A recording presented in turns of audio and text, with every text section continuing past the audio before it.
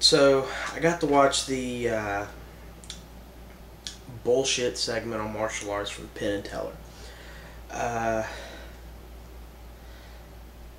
and I know I've seen a couple YouTube videos from people that have been like, "Oh, they did such a horrible job." Most of these people have said this are martial artists, and I'm a martial artist, and I'm gonna say they did a good job. Now I can imagine a lot of people's gonna be a little disturbed about my thinking they did a good job, but allow me to make a point here. First of all, they have a guy on there who is a traditional martial arts instructor, a karate instructor. He is a world record board breaker.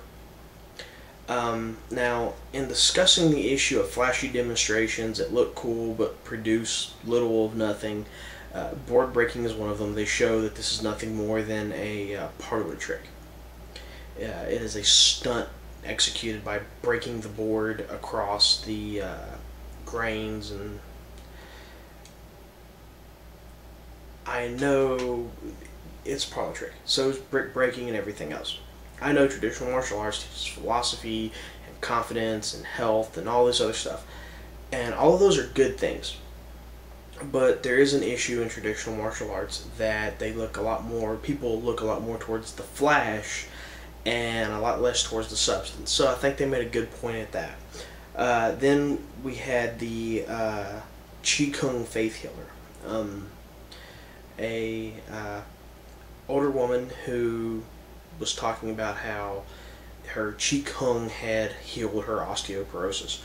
I find this to be really similar to all faith healers. The evangelistic preachers of the South, I've seen a few, who get up there and tell someone, Jesus will give you the power to get out of that wheelchair. And this person's faith that Jesus Christ will give them the power to get out of the wheelchair causes them to get up and stand regardless of how much it hurts and to try to walk. And while admittedly some of these faith healers are relying on people who are set there to get up and pretend that they can suddenly walk, some of them actually do get people who have back problems or problems with their legs or hips to actually get up and walk out of a wheelchair. And it's not, ooh, they're magically able to walk. It's simply that they don't have faith in themselves, so they have that faith in a higher power, which is Jesus Christ, that they will get up and they will be able to walk, and they try to push themselves even harder because they believe that God or Jesus, Buddha or Allah or anything else will be there to help them and to keep them upright based on their faith. So they try a little bit harder because they have faith to do so. It's not, that whole idea of faith isn't too much different from the guys over in the Middle East who blow themselves up because they have faith. Now, you also come across a self-defense instructor, a reality-based self-defense instructor. I'm a little skeptical of people who claim to be reality-based self-defense instructors for various reasons. But we approach him, Mr. Damien Ross, who, while I will not fault any of his methodologies, they kind of use him as a jumping point on the discussion of use of force and an overly combatant mindset taught within self-defense systems. And it's pretty much that go to a kill response and stay at a kill response for every threat, and that is neither sane nor safe. There's different levels of threat, there's different types of violence. I even have a video on my channel where I point out the different types of violence. And you can't go immediately to that kill and respond with a automatic kill response on every situation. Or at least not do so without de-escalating the situation, and I don't know if that was ever brought to Mr. Ross's attention, or if he had mentioned that and they just edited it out. But that is kind of one of the issues you do have with martial arts and self-defense. A lot of people go for that extreme case because that's what sells.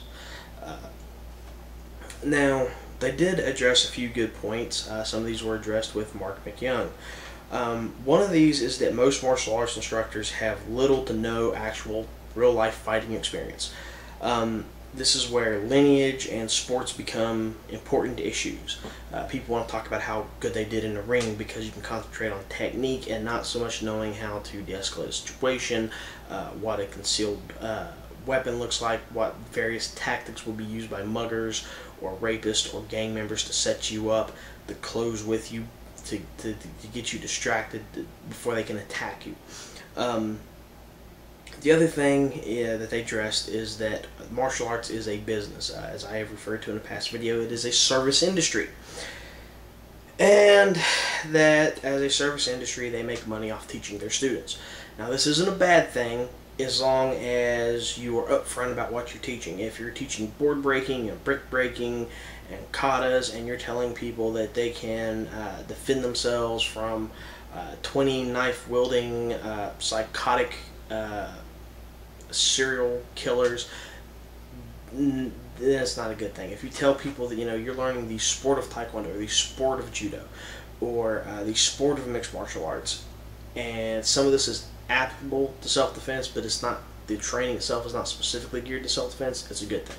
If you're telling someone you're teaching them a traditional martial art for confidence and to build on their mindset, their mental strength, to improve them as a person, it's a good thing. As long as if you're teaching someone to go out here and kill people, you need to be upfront that what I'm teaching you can be used to go out and kill people, and that of course elevates a certain responsibility that you need to have there.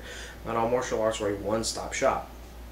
The third thing they brought up, which was really great, is that martial arts training might be used by criminals. They might not be a simple case of, oh, this is self-defense simply because the guy's calling it self-defense.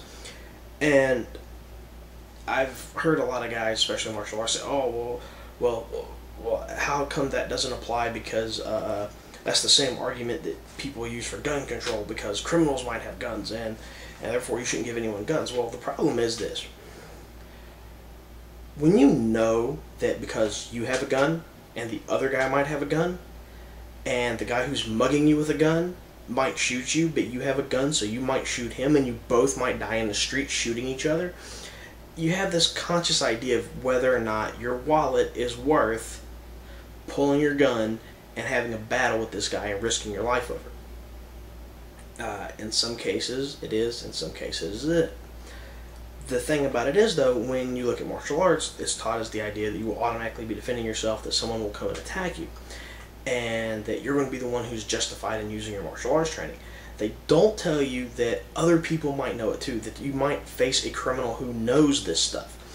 And so what's going to happen is you think you have the advantage because you know, name your martial art.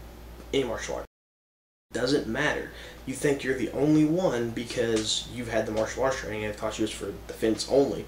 So of course your mugger can't know anything about karate or kickboxing or any other martial art. You have to understand that the other guys out there might know the same stuff you know. They might have a lot more experience at applying that in a situation of robbing people, mugging people, hurting people, that fighting experience. And you have to be willing to accept that you might face someone who knows as much or more than you. It's like this. If someone is mugging you with a knife and you have a knife, you are aware that the situation involving you pulling that knife means that person can cut you just as well as you can cut them.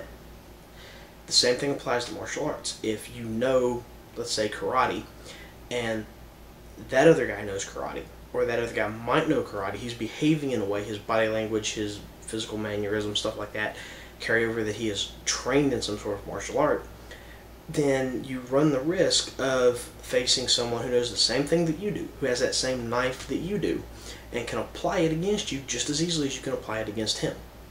It's not such a thing of, oh, I'm the hero and I know the kung fu. Well, if you look in most of the action movies, generally there's a lot more bad people who know that same kung fu.